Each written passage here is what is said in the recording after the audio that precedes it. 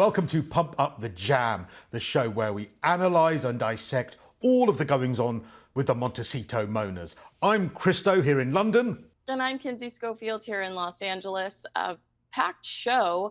I'm surprised we're still talking about, honestly, I'm honestly surprised we're still talking about Nigeria.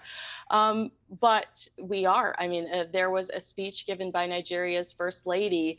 It's been described as a sly dig at Meghan Markle because the Nigerian First Lady does not necessarily come out and say anything about Meghan Markle specifically, other than she pursued her heritage in Africa within this speech, but she goes after things like the Met Gala and the nakedness of Hollywood celebrities and how we need to protect our children. Did you listen to some of those quotes? We have to do something. Tell them we don't accept nakedness in our culture. It is not beautiful. Did you hear anything relating to Meghan in those statements? Well, the reporting of this was really interesting because you're quite right. It was reported as, oh, she wasn't criticising Meghan. It just so happened that after Meghan's visit, where she had worn quite skimpy clothing and had an exceedingly expensive wardrobe during this visit, she just happened, the First Lady, to make these comments a week or two later. It is clearly a dig at Meghan. It's clearly her saying, look, we don't want our country to descend into the Met Gala. And bearing in mind the criticism that Meghan received because she didn't cover her shoulders, she was in a country where that sort of dress and that sort of decorum is really important. Clearly, the First Lady was saying to the population, look, this was nice, lovely to have Meghan come over, but don't get too caught up on it. Don't get too swept away by this celebrity stuff because it's not something that we actually like. I mean, that's what I took from it. Would you agree? Yeah, and I think regular Nigerians, not jet crooks or hot check con artists, they suffer from paralyzing poverty, and spending what the Sun estimates at nearly $120,000 on jewelry and new clothes is going to turn some people off. And I know that some people mock the Princess of Wales for wearing her outfits more than once, or high street earrings, but she does it to avoid this exact criticism. She dresses a certain way to avoid culturally offending entire countries, or a conversation around the appropriateness of or her lack of respect for a country. So I don't know. I think it is suspicious to mention Hollywood actresses and then also mention Meghan Markle in the same speech. It felt a little bit like she was trying to be subtle in her criticism of Meghan, but wanted to get it out there. Well, you talk about high street clothes. I mean, Princess Anne, who is, of course, patron of Save the Children, she's been seen in outfits that she wore 30 or 40 years ago for the first time. She will still drag out coats that she first wore back then. That's because it's about the tone. That's because again, she's from an arm of the family. I mean, I love Princess Anne. She could literally do anything and I would adore her. But she's from an arm of the family, actually much like King Charles, much like the late Queen Elizabeth, where they were actually quite thrifty. I mean, Queen Elizabeth, there used to be, the late Queen Elizabeth, there used to be stories of her going around like switching lights off and making sure that there wasn't overly vulgar displays of them wasting money.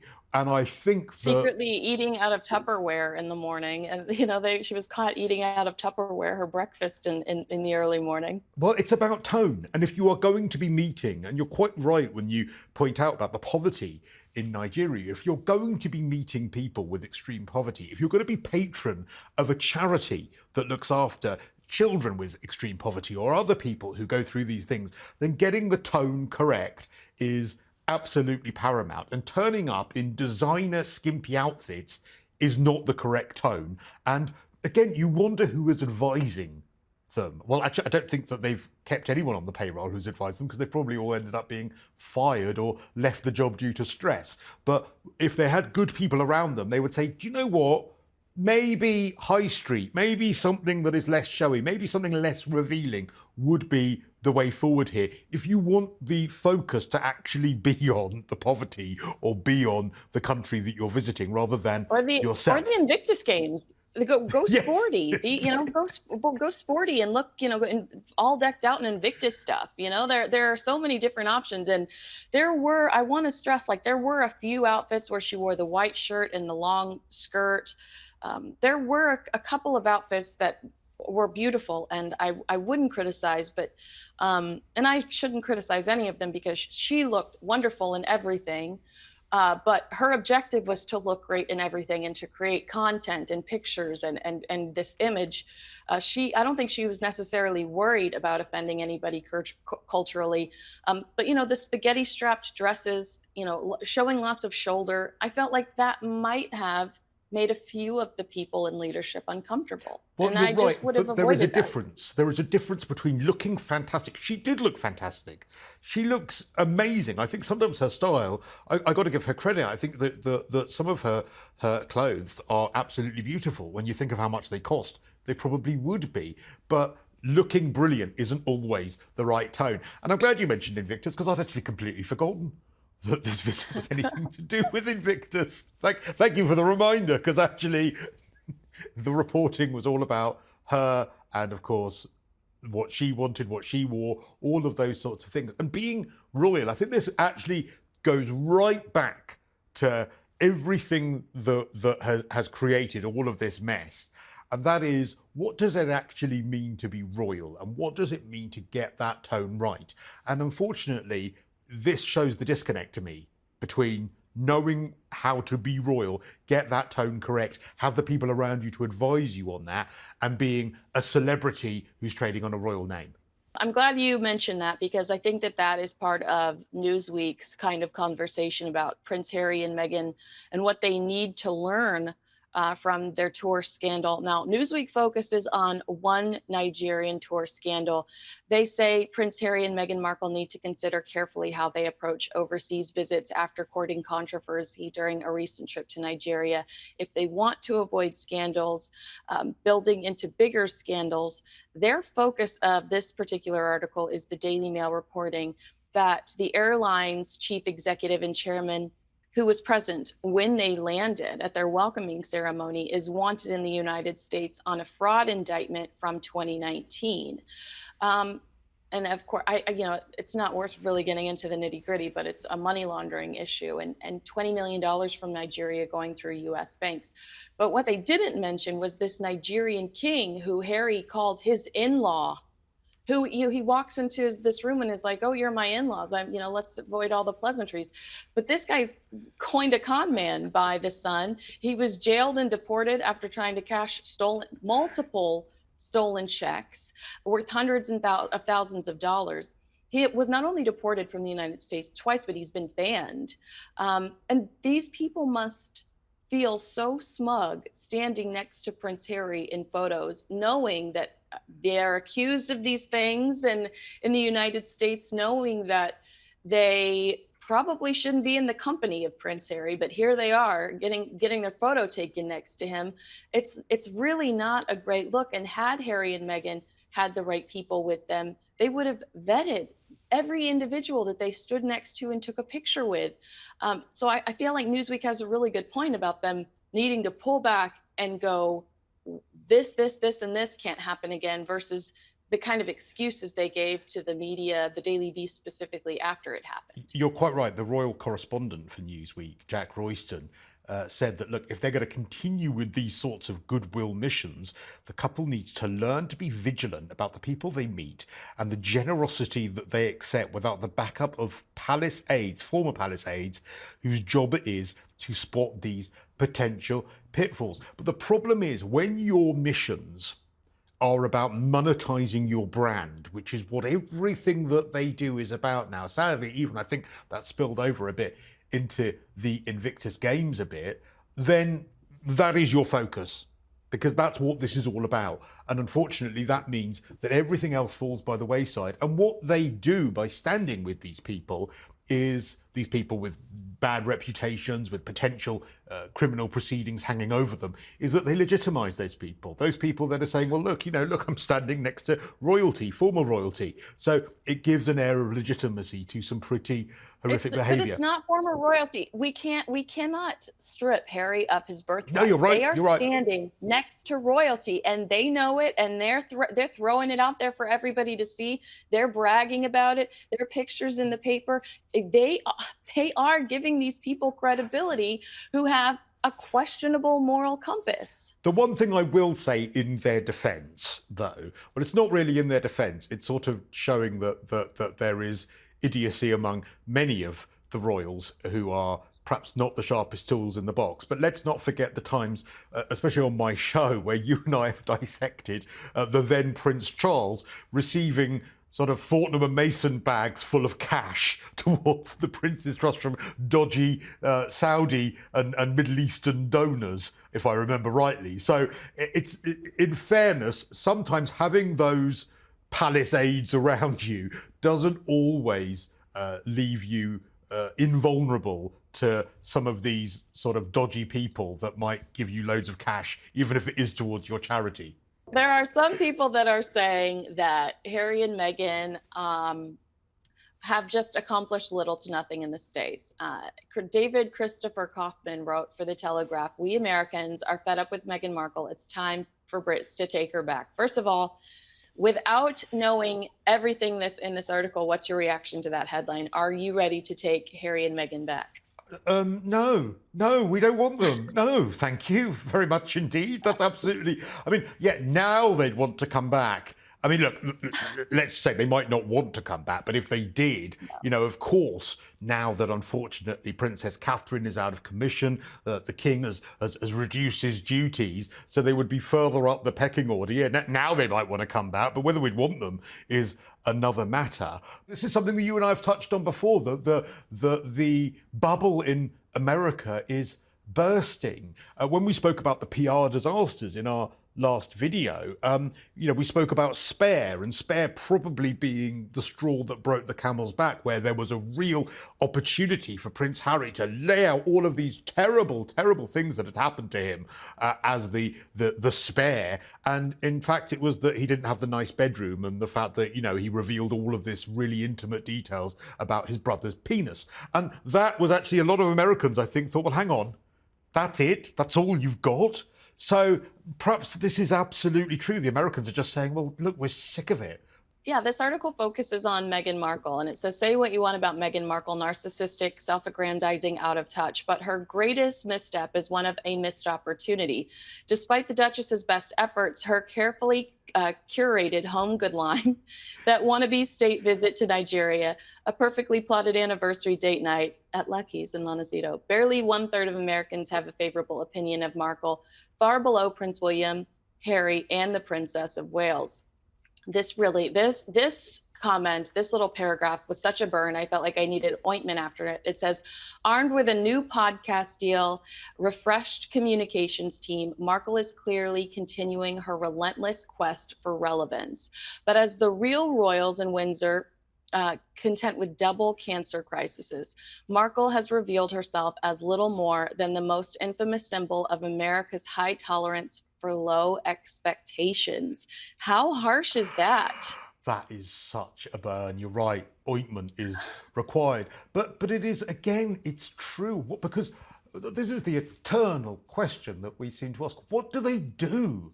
I mean, what do they actually do? They sort of turn up to things and they arrive at things, but what do they actually do? And beyond slagging off their family, there isn't really very much. And I think maybe it's harsh just to put it at Meghan's door. I think Meghan seized on the opportunity of an unhappy man in the case of Prince Harry. But I think they're as bad as each other. I mean, the other aspect of this, the other quote here, is that the problem for Markle is she still believes in the power of her achievements long after she stopped achieving. She and Harry's $100 million Netflix deal has delivered little more than a pair of self-serving biopics. Their equally ambitious Spotify tie-up resulted in lost millions, and the couple being branded as grifters by one of Spotify's own executives. Kinsey, what do they do? I mean, what do they do? Well, he goes into some of the accusations we've suggested in the past and says that Meghan intelligently deployed her mixed race heritage into a compelling competitive edge narrative, just as America was embracing the power of identity politics nearly a decade ago. So he gives her credit there and talks about how she does understand how to take advantage of an opportunity, and try to kind of being a bit opportunistic. But he says she's well educated and supremely well spoken. And she likes to talk about these mid-level accomplishments, to your point, and achievements. But ultimately, her greatest accomplishment will forever be becoming a Windsor. I mean, amen to that. That is the greatest thing that's ever happened to her, despite her complaining about it incessantly. Yay for feminism. Yay for feminism there then. I mean, she is amazing.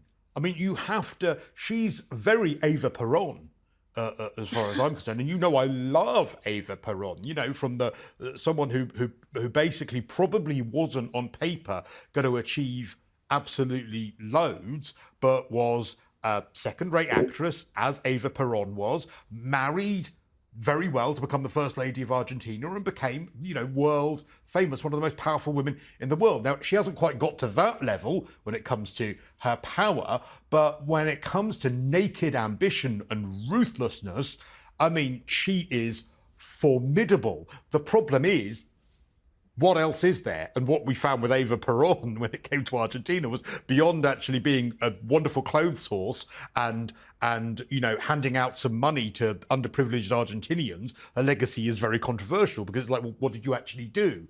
And I think that there are real echoes here with Meghan, because beyond getting there, what are you actually doing to stay there? What is your job? Because I still don't know. Well, yeah, we still don't know what the Archwell Foundation does. Did you have any more quotes from him, or should we move on? Yes, we got one more here. As for Meghan and Harry, they're idling in Montecito exile in an overpriced villa paid for by Daddy while they wait for their next American Riviera Orchard drop.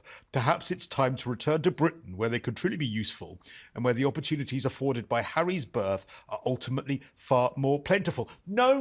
Well, I agree with the first half of that sentence, saying, well, they're just like idling around in Montecito, making a bit of jam or whatever else, getting the tea towels ready to be sold, mixing up that dog shampoo. We don't want them back here because there is a trust issue. How could you possibly trust that they could come back here to the UK and carry out royal duties? The next time someone looked at them the wrong way, there would be a book in the pipeline. It would all end up, there would be that mistrust that it would all end up being content for the next Netflix deal where they'll talk about how terrible things were for them. The next book where they'll talk about Prince William's Todger. I'm sorry, although there is a trust issue, and I don't trust them. And if the royals clearly don't trust them.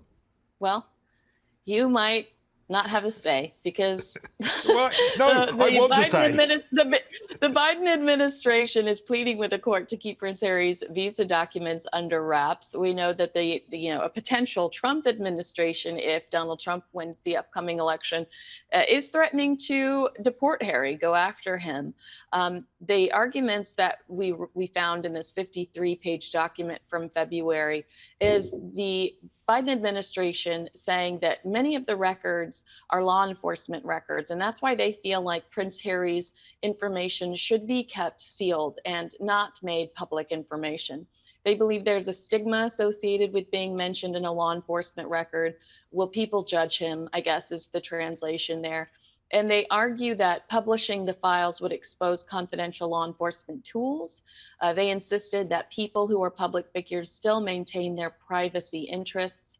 And they really want to keep Prince Harry's documents about his visa sealed and away from the Heritage Foundation.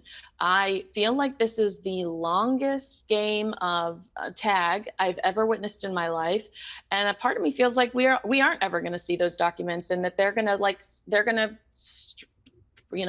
draw this out as long as possible. The one question is why? Why can't those documents be made public? And you know why. And I know why, and anyone that is witness to this farce knows Why? And that is because there will be an accusation, there will possibly be an admission that there was some dishonesty on those documents. Because if there wasn't, you would just make them public. You'd say, well, look, there you go. Look, there are the documents. But unfortunately, I suspect, though this may well be denied, and he's not here to defend himself, but I suspect that it's either going to be that there was some dishonesty, in which case, therefore, he was given that there was a lie told, and therefore, that's going to be what's exposed, or there wasn't dishonesty, and therefore there was a blind eye turned to some of his behaviours, which is, of course, the alleged, well, it's not even alleged, the drug taking that he's admitted to in his books that would be on these documents. So there are going to be no winners. But why not just release them? Why not just say, look, all this nonsense about how, there might be police protection and they would invade the privacy and all of this absolute nonsense is I think, because of the fact that we all know that someone is going to look really bad as a result of this. Right. And it's either the government or Prince Harry. So the suspects are limited. All right, well, that's all. Or Courtney Cox's pedal bin. Exactly. All right. Oh, well, that's all we have time for today. We'll see you again next week. Thanks so much for watching. If you agree with us or disagree with us, leave a comment below. And thanks so much for tuning in.